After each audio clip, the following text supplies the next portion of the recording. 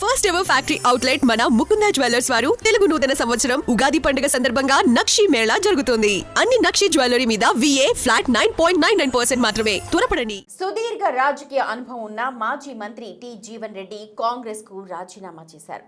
కాంగ్రెస్ పార్టీకి రాజీనామా చేసిన ఆ పెద్దాయన భవిష్యత్ కార్యాచరణ, ఆయన అడుగులు ఎటు అన్న అంశం తెలంగాణ రాజకీయంలో తీవ్ర చర్చనీయాంశమైంది. ఆయన గులాబీ బాస్ కేసీఆర్ తో ఇప్పటికే మంతనాలు సాగించి గులాబీ కండువా కప్పుకోవడానికి రెడీ అయ్యారు అన్న ప్రచారం జరుగుతోంది.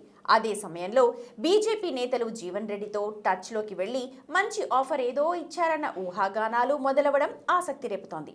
ఇంతకీ జగిత్యాల సీనియర్ ఏ గూటికి చేరబోతున్నారు?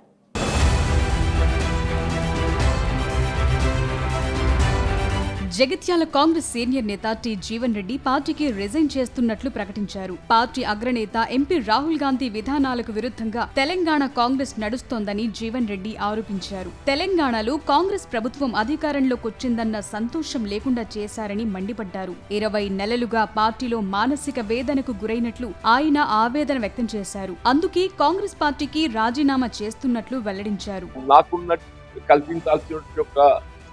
గౌరవం కల్పించలేకపోవటం, కార్యకర్తల హక్కులను ఏదైతుందో కాపాడలేకపోవటం, నామినేటెడ్ పోస్ట్ ఉంటాయి, స్థానిక సంస్థల ఎన్నికలు ఉంటాయి, మన తర్వాత అడ్మినిస్ట్రేషన్ లో భాగస్వామ్యం ఉంటుంది.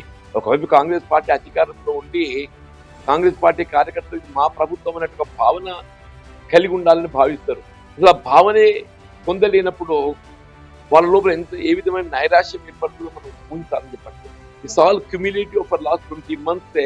పార్టీ ఫిరాయింపుల అంశంలో రాహుల్ నిర్ణయానికి వ్యతిరేకంగా రాష్ట్ర నాయకత్వం ప్రవర్తిస్తోందని టి జీవన్ రెడ్డి మండిపడ్డారు. హైకమాండ్ తీరు, పార్టీలోకి జగిత్యాల ఎమ్మెల్యే డాక్టర్ సంజయ్ కుమార్ ను తీసుకున్న కారణంగానే మనస్తాపంతో పార్టీకి రాజీనామా చేస్తున్నట్లు ప్రకటించారు. కాంగ్రెస్ ప్రభుత్వం తమ కష్టార్జితమని, 10 ఏళ్లు తమను ఇబ్బంది పెట్టిన వారిని తీసుకొచ్చి పార్టీలో చేర్చుకుంటారా అంటూ ధ్వజమెత్తారు. తెలంగాణ కాంగ్రెస్ నిర్ణయాలు జాతీయ స్థాయిలో ప్రభావితం చేయబోతున్నాయని, జై భీమ్, జై సంవిధాన్, జై బాపు నినాదాలకు తూట్లు పొడిచారంటూ విమర్శించారు. కాంగ్రెస్ ను వీడటం బాధగా ఉన్నా తప్పడం లేదన్నారు.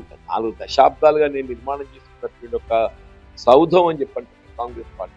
దాని వాళ్ళు ఏదైతుందో ఎవరో ఆక్రమించుకొని ఆపై ఆధిపత్యం చెలాయించాలనే ప్రయత్నం చేస్తే ఏ విధంగా జీర్ణించుకోగలుగుతాను నేను? ఆ జీర్ణించుకోలేక ఏదైతుందో విధి లేని పరిస్థితులలో ఎదిరించడం జరుగుతుంది. తప్పనిసరి పరిస్థితులలో డెఫినెట్లీ ఇంతకంటే బాధాకరం ఉంటుంది. ఏ రాజకీయ పార్టీ నాయకుడే కానీ కార్యకర్తే కానీ 4 దశాబ్దాల అనుబంధాన్ని తెచ్చుకోవాలని చెప్పని భావించడము మామూలు విషయం కాదు. అంటే ఈరోజు ఇప్పటికీ కాంగ్రెస్ పార్టీ ఇంకా 30 మాసాల అధికారంలో ఉండేది ఉన్నది. ఇంకా 30 మాసాల అధికారం ఉండేది ఉన్నది.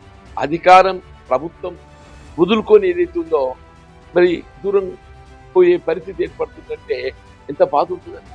జీవన్ రెడ్డి తదుపరి రాజకీయ అడుగు ఏంటన్నది హాట్ టాపిక్ గా మారింది. గత అసెంబ్లీ ఎన్నికల్లో జగిత్యాల నుంచి బీఆర్ఎస్ తరపున గెలిచిన ఎమ్మెల్యే సంజయ్ కుమార్ ఆ తర్వాత కాంగ్రెస్ లో చేరారు. జీవన్ రెడ్డిని జగిత్యాలలో సంజయ్ కుమార్ వరుసగా 2 సార్లు ఓడించారు. తమను 10 ఏళ్లుగా వేధింపులకు గురి చేసిన బీఆర్ఎస్ ఎమ్మెల్యేకి కాంగ్రెస్ కండువ కప్పటాన్ని జీవన్ రెడ్డి జీర్ణించుకోలేకపోయారు. ఆ క్రమంలో గత కొన్ని నెలలుగా జీవన్ రెడ్డి కాంగ్రెస్ వ్యవహారాలపై అసహనం వ్యక్తం చేస్తున్నారు. ముఖ్యంగా జగిత్యాల ఎమ్మెల్యే సంజయ్ కుమార్ పార్టీ వ్యవహారాల్లో జోక్యం చేసుకుంటున్నారని ఆయన బహిరంగంగానే విమర్శించారు.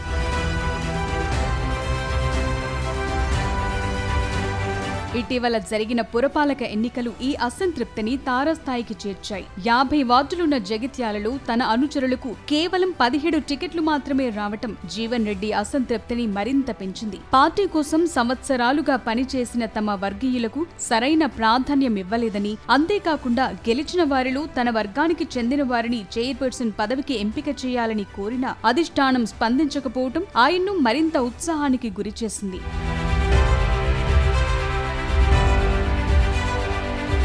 కాంగ్రెస్ పార్టీ నాయకత్వంపై కూడా జీవన్ రెడ్డి అసంతృప్తి వ్యక్తం చేశారు. తనకంటే పార్టీ మారిన ఎమ్మెల్యేకు ఎక్కువ ప్రాధాన్యం ఇస్తున్నారని ఆయన భావించారు. ఈ నేపథ్యంలో పలుమార్లు పార్టీపై బహిరంగంగానే విమర్శలు గుప్పించారు. పార్టీ రాష్ట్ర వ్యవహారాల ఇన్ఛార్జ్ మీనాక్షి నటరాజన్ ఆయనతో ఫోన్లో మాట్లాడి పరిస్థితిని చక్కదిద్దేందుకు ప్రయత్నం చేశారు. అలాగే మంత్రి శ్రీధర్ బాబు, అడ్లూరి లక్ష్మణ్ కుమార్ జగిత్యాలకొచ్చి పార్టీని వీడొద్దని కోరారు. అయినా జీవన్ రెడ్డి తన నిర్ణయాన్ని మార్చుకోలేదు. తాజాగా కాంగ్రెస్ పార్టీ ప్రాథమిక సభ్యత్వానికి రాజీనామా చేశారు.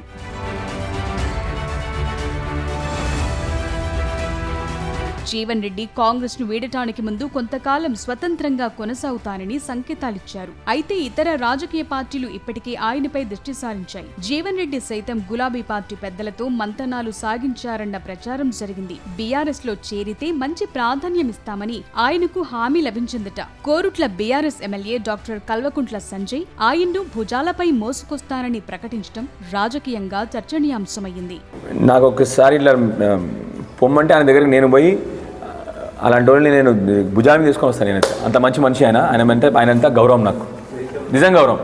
And absolutely non corrupt. అసలు ఆయన కరప్షన్ అనే పదవి ఉండదు ఆయన దగ్గర.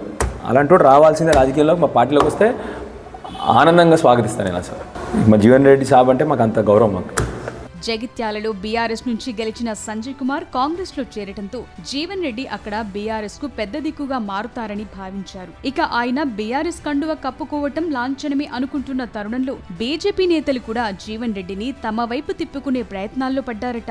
నిజామాబాద్ ఎంపీ అరవింద్ ఆయన బీజేపీలో చేరితే పార్టీకి లాభమని భావిస్తున్నట్లు తెలిసింది. కాంగ్రెస్ లో మంత్రిగా, ఎమ్మెల్యేగా, ఎమ్మెల్సీగా పనిచేసిన జీవన్ రెడ్డికి జగిత్యాలతో పాటు ధర్మపురి, చొప్పదండి నియోజకవర్గాల్లో సొంత అనుచరగణముంది. అది తమకు ప్లస్ అవుతుందని బీఆర్ఎస్, బీజేపీ నేతలు లెక్కలేసుకుంటున్నారట.